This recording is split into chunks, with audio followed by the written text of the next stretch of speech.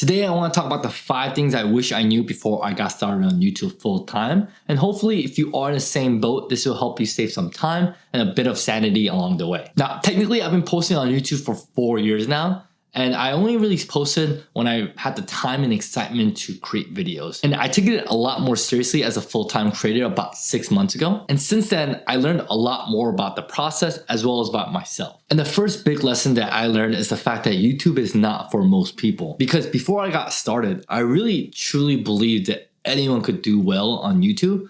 But it's a lot harder than I expected. And especially when you watch videos on YouTube, things look fairly easy and simple to do. I could definitely do what that creator does on camera. But there's a lot more going on than meets the eye. Because it's totally one thing to make a good video where you have a thumbnail and title that's intriguing. You have to come up with a good storyline and an easy to follow script, and then edit all of that in a way to make it entertaining for people to watch. And you have to do this over and over and over again, and that is already a challenge for most people. But I think the more difficult part of YouTube and even creating your own business is about the mental challenges that you face. And before I rattle out a list of things that a typical person might face, I'm not sharing this to have people feel bad for me or other creators, because we signed up for this. But if you are a creator yourself or thought about being one and you face any of these things, just know that you're not alone. When you start on YouTube, you face imposter syndrome because you don't know what you're doing sometimes. You also experience the fear of failure and judgment because you are scared of what others may think, especially if you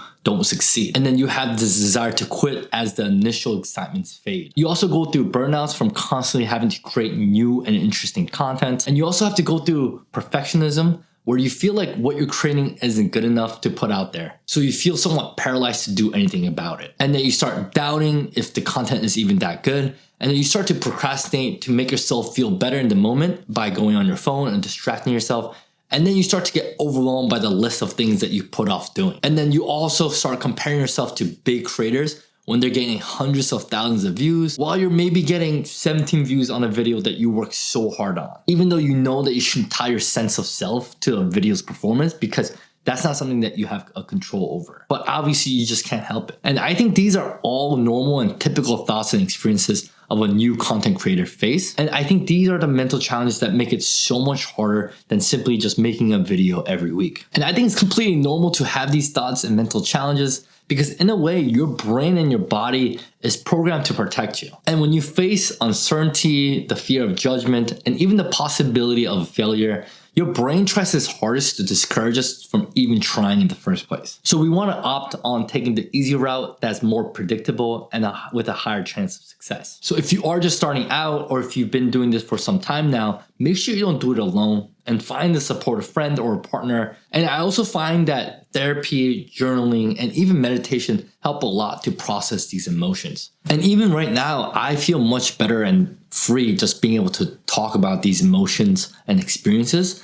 And I'm not letting it all store inside of myself. And the second lesson that I learned is that YouTube is a marathon and not a sprint. And I learned that consistency beats perfection 99% of the time on YouTube. And it's the creators who put out a video week in and week out consistently over many years who do well on this platform, and not the ones that put out one big video every other month. And especially when you get started with something new, it gets super exciting in the beginning and you have a lot of energy and enthusiasm in the first couple of videos.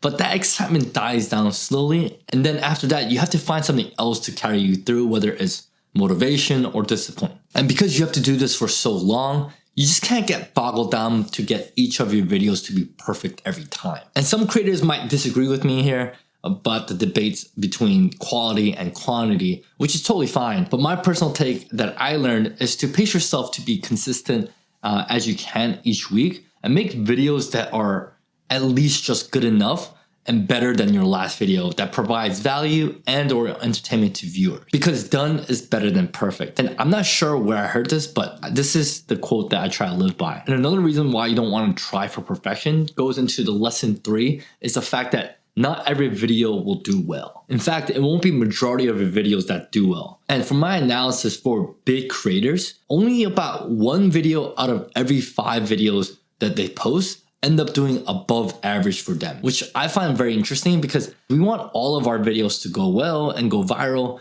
but that's just not the reality. And even the NBA, the average 3-point percentage is 36%, which means that they make around 36 shots out of every 100 attempts. And if you round this out, they basically make 1 shot for every 3 shots that they take. And these are the best of the best basketball players.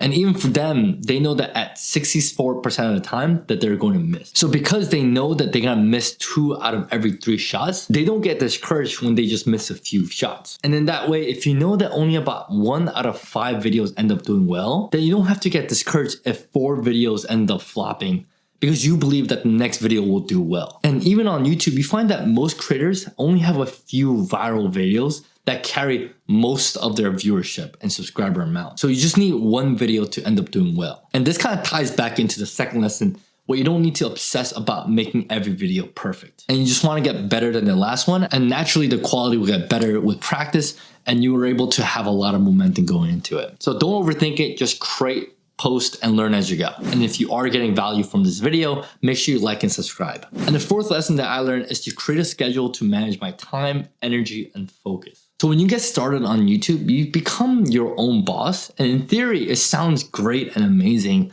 but in reality, it could also be overwhelming because there's so much that I feel that I need to get done without the support from a team or even a hard deadline that I need to hit. And this is totally different from a traditional corporate job where you usually have a client deadline that you need to hit, which actually makes it easier to have a consistent schedule. And it also helps with the focus that you need. So in order to manage myself, which I'm still learning to do, I find that it's good to have a consistent schedule, because without that, my day goes by pretty fast without being able to get the important things done. And another thing that has been helping me is to have a place that's outside of your house to focus. And that could be a coffee shop or the library. And you could pair this with the Pomodoro method, where you do 25 minutes of focused work with a 5-minute break. And it's really important that you don't use your phone or get too distracted during your 5-minute breaks, or else it's gonna feel impossible to get back and resume your work. And the last lesson that I learned is to just have fun with this whole process, because it's gonna take time and patience. And I have this theory that the faster that you blow up to fame and success,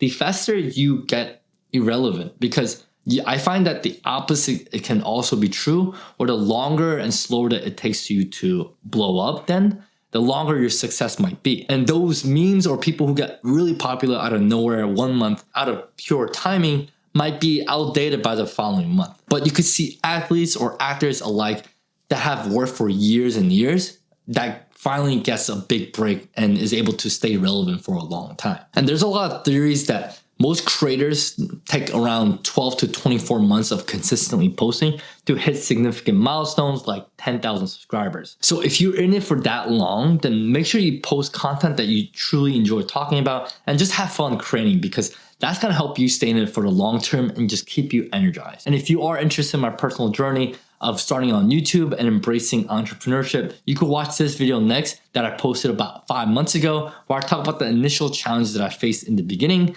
and how I dealt with them. Make sure you watch that video next, and I'll see you guys over there. Peace.